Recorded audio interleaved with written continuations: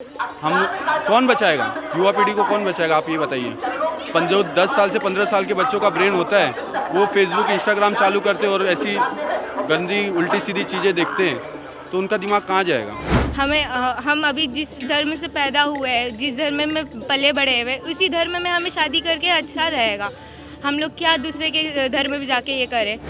अगर महाराज जी का 2-4 प्रवचन बंदा सुन रहा है, गलती से भी माँ देख रही है, बच्चा सुन रहा है या बच्चा देख रहा है, कोई भी ऐसा सुन रहा है घर का, तो उस माध्यम से बच्चे का दिमाग थोड़ा अलग साइड जा सकता है।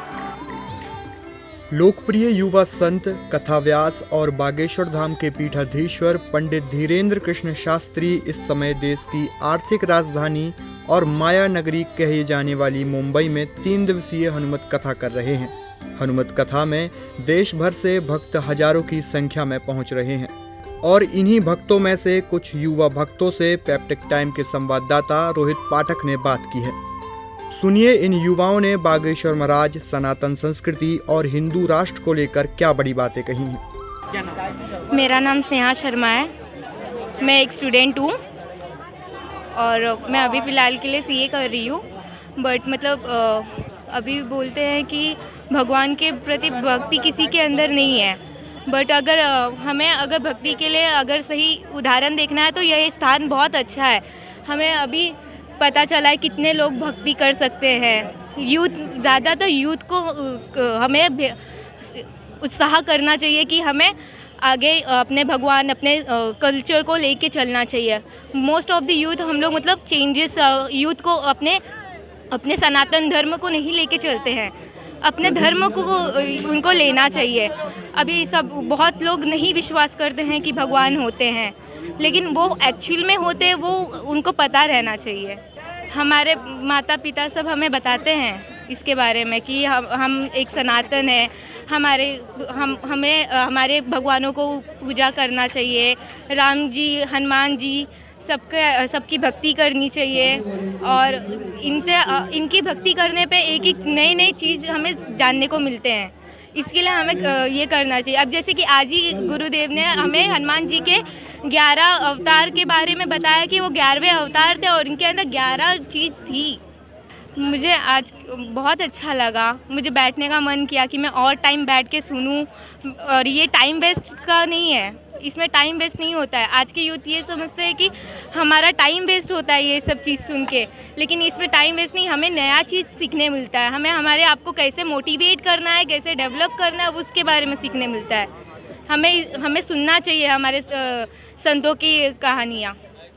जी, हमें हमारे धर्म में ही शादी करनी चाहिए, हमें किसी और धर्म में शादी नहीं करनी चाहिए। हम अभी जिस धर्म से पैदा हुए हैं, जिस धर्म में पले बड़े हुए, उसी धर्म में हमें शादी करके अच्छा रहेगा। हम लोग क्या दूसरे के धर्म में जाके ये करें। अभी आपने बीच में केस हुआ था कि वो लड़की भाग गई थी दूसरे धर्म के साथ, तो उन्होंने उसको काट के फेंका ना। हमें अपने को ये करना है, तो मोटिवेट करना है, तो हमें हमारे धर्म में ही, हमारे संस्कृति में ही शादी करनी चाहिए।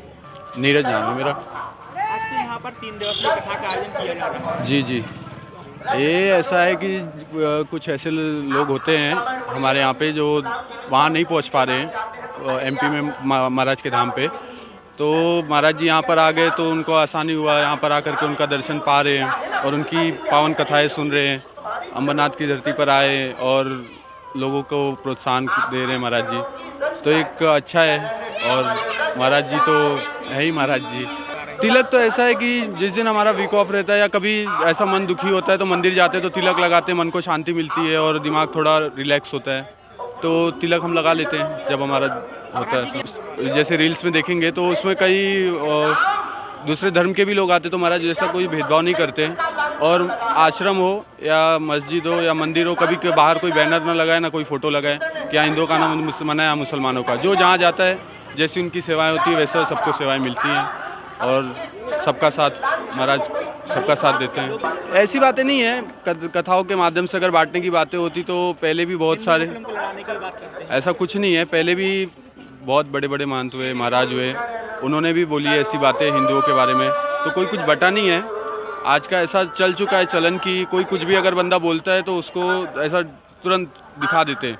वो कुछ लोग हैं, आज हिंदू मुस्लिम भाई हम सब एक साथ रह रहे, काम कर रहे हैं, मेरे कंपनी में भी हैं, बहुत सारे काम कर रहे हैं। हमारे बीच में तो कभी कंट्रोवर्सी नहीं हुई है। कंट्रोवर्सी कराने वाले बाहर के लोग होते हैं और वो हमारा सिर्फ यूज़ कर रहे हैं, तो हमें वो ध्यान नहीं देना चाहिए। हमें सिर्फ ये ध्यान देना चाहिए कि बंदा सामने वाला चीज़ सही बता रहा है, गलत बता रहा है। अगर गलत बता रहे हैं तो आप मत फॉलो करो, सही बता रहे हैं तो आप फॉलो करो। महाराज फिर मत किया जाता है। नहीं नहीं नहीं नहीं, ऐसा कुछ बात नहीं है। महाराज जी ने कभी कुछ ऐसा बोला ही नहीं है। कोई भी उनकी कथा सुन लीजिए, सब कथा में वो एक ही बात बोलते हैं कि अच्छे चीज़ के बारे में, अच्छा चीज़ सामने वाले को बताते हैं। आज अच्छी चीज़ें कहाँ हैं? महाराज बोल रहे हैं गलत है, ठीक है, चलो मैं मानता हूँ महाराज जी गलत है। आप इंस्टाग्राम चालू करिए, इंस्टाग्राम की रील्स चालू करिए, उस पर जो वीडियोज़ आते हैं, जो फेसबुक पे वीडियोज़ आते हैं, वो अच्छी चीज़ें हैं। अगर वो अच्छी चीज़ें तो अपने बच्चों को दीजिए। महाराज जी गलत है, ठीक है, मैं मान रहा हूँ महाराज जी गलत है, लेकिन वो चीज़ अब सही चीज़ें हैं, वो हम कौन बचाएगा? युवा पीढ़ी को कौन बचाएगा? आप ये बताइए। जो 10 साल से 15 साल के बच्चों का ब्रेन होता है, वो फेसबुक इंस्टाग्राम चालू करते हैं और ऐसी गंदी उल्टी सीधी चीज़ें देखते हैं, तो उनका दिमाग कहाँ जाएगा?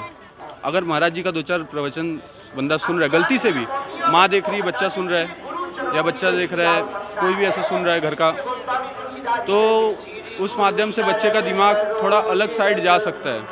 वहाँ के मुस्लिम समुदाय के लोग इनका स्वागत कर रहे हैं महाराज जी का, लेकिन हिंदू धर्म के लोग इनका है, चमकना है, चमकना है। आदमी क्या करता है, जब उसको कोई वैल्यू नहीं देता है ना, तो ऐसे कुछ उल्टे सीधे अंडवंड शब्द बोलता है और उससे चमकता है। चमकने के बाद वो कोई ऐसा पॉलिटिकल या ऐसा कुछ ज्वाइन करता है, फिर कुछ और